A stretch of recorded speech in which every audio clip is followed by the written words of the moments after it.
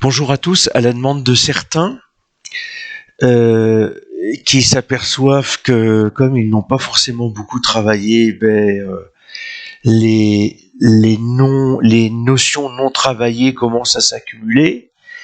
Moi, dans mon déroulement pédagogique, je vous rappelle que j'ai commencé à travailler avec les équations. Donc, en fait, ce chapitre sur les fonctions, ce que j'ai intitulé repérage et fonctions, nécessite des prérequis. Ces prérequis, c'est écrire des coordonnées de points, savoir écrire des coordonnées de points, savoir résoudre des équations, maîtriser les calculs de fractions, parce que des fois, il y a des valeurs qui ne sont pas forcément aussi simples. Passer d'une écriture d'une équation cartésienne, d'une équation d'écriture réduite à une écriture d'équation cartésienne, et puis savoir utiliser la calculatrice. Ça, c'est pour contrôler les résultats. C'est un outil, utilisez-le comme élément pour savoir contrôler un résultat. Je pourrais même rajouter du vocabulaire. Donc après, ce que je vais vous donner, c'est tous les éléments que je mets au côté droit du tableau, et je vous ai dit, ces éléments pour l'instant je vous les donne, mais à terme, l'année prochaine, il faudra que vous sachiez les utiliser, et encore plus lorsque vous serez dans les classes supérieures, ça sera rentré normalement, tout sera rentré dans les habitudes. Bien, ici, vous avez, en ce qui concerne les droites, ce que je vous écris, alors pas forcément tout, en fonction de ce dont j'ai besoin au niveau du cours. Équation réduite, y est égal à x plus b.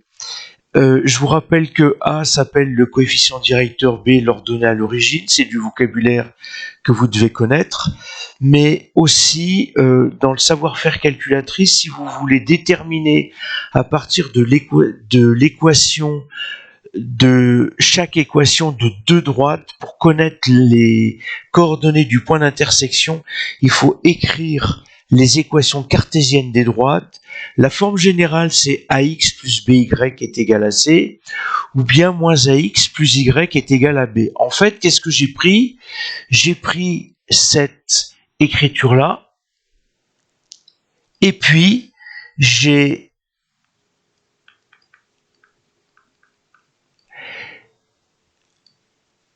rajouté l'opposé de moins ax, membre de droite, et j'ai aussi rajouté l'opposé de moins ax, membre de gauche. Ce qui fait que membre de droite, ça s'annule, j'ai b tout seul, et puis j'ai moins ax plus by. Et donc en fait, cette écriture où j'ai la somme ou la différence de ax plus, alors a peut être positif, peu importe, c'est parce que je vous ai montré comment on passe de l'un à l'autre, mais cette écriture-là ou cette écriture-là, c'est exactement les mêmes. Ensuite, vous avez la lecture graphique, c'est-à-dire que ici, je peux déterminer l'équation de la droite rouge. Je vais prendre du bleu clair par exemple. Ici, ce qu'on appelle le delta y et delta x, c'est une avancée, si possible, parce que c'est pas tout le temps évident d'avoir un carreau, un delta x de 1, une avancée de 1. Donc c'est ce que je vais avoir ici, une avancée de 1, un delta x de 1. Et puis ici, je vais recompter le nombre de carreaux dont j'ai besoin, donc le delta y, qui va me donner une valeur. Ici, le nombre de carreaux, c'est aussi 1, mais attention, ça descend. J'ai un delta y de moins 1. Alors que ici, je peux avoir un delta y de 2 environ. D'accord? Donc la valeur est positive si la droite est croissante. La valeur est négative si la droite est décroissante. Hein. Donc si j'ai un delta x ici de 1, je vais avoir un delta y ici de moins 2 ou moins 1, ce que vous voulez. Mais c'est une valeur négative, parce que j'ai une droite décroissante, parce que j'ai une droite croissante. Et bien entendu, on le verra.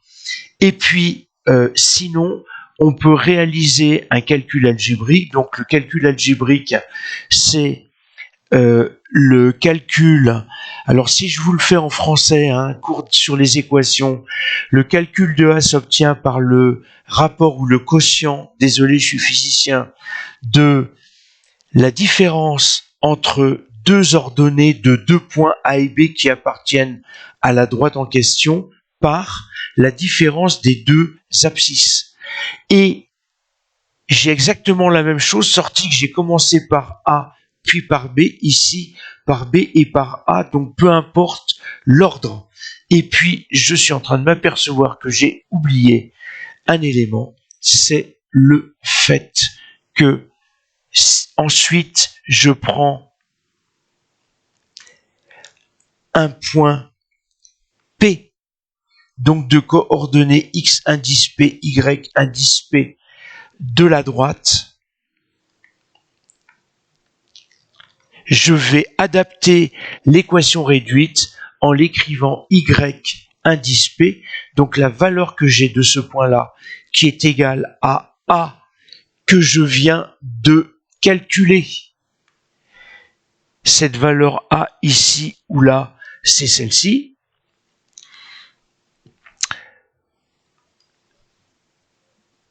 X, P plus B, et ces trois valeurs sont connues. L'inconnu, c'est donc, par calcul, je vais pouvoir obtenir petit b quand la lecture est impossible. Ici, la lecture est très possible si je reprends pour ma droite AB ou ma droite F. Alors, je vous rappelle que la notation d'une droite, c'est une lettre ou deux lettres entre parenthèses. Eh bien, en fait, le point petit b par lecture graphique, il vaut ici 4. Donc, par lecture graphique,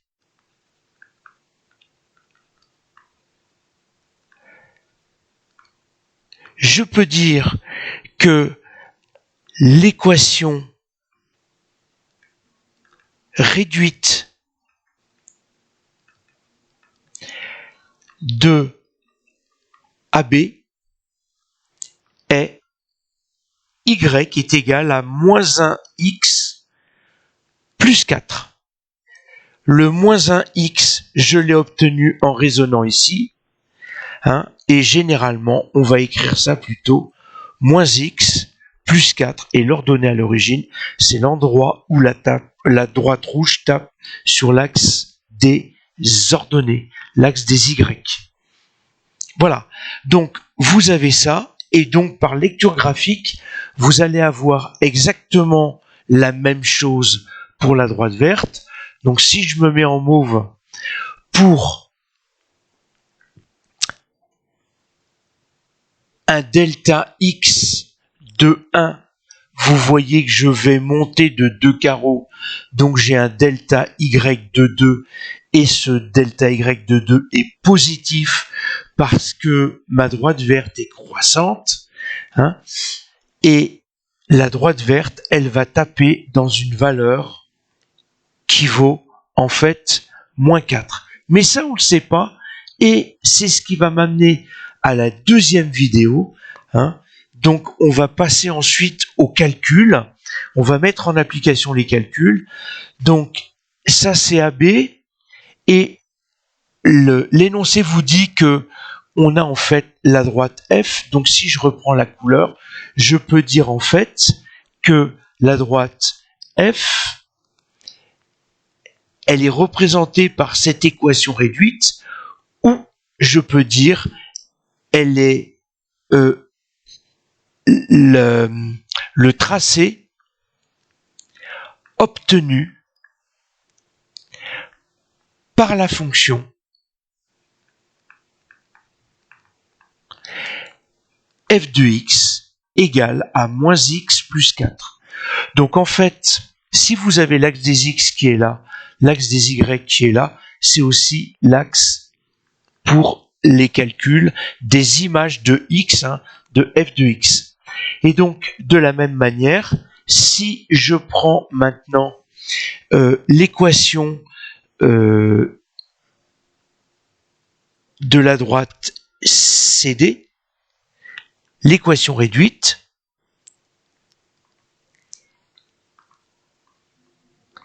par lecture graphique,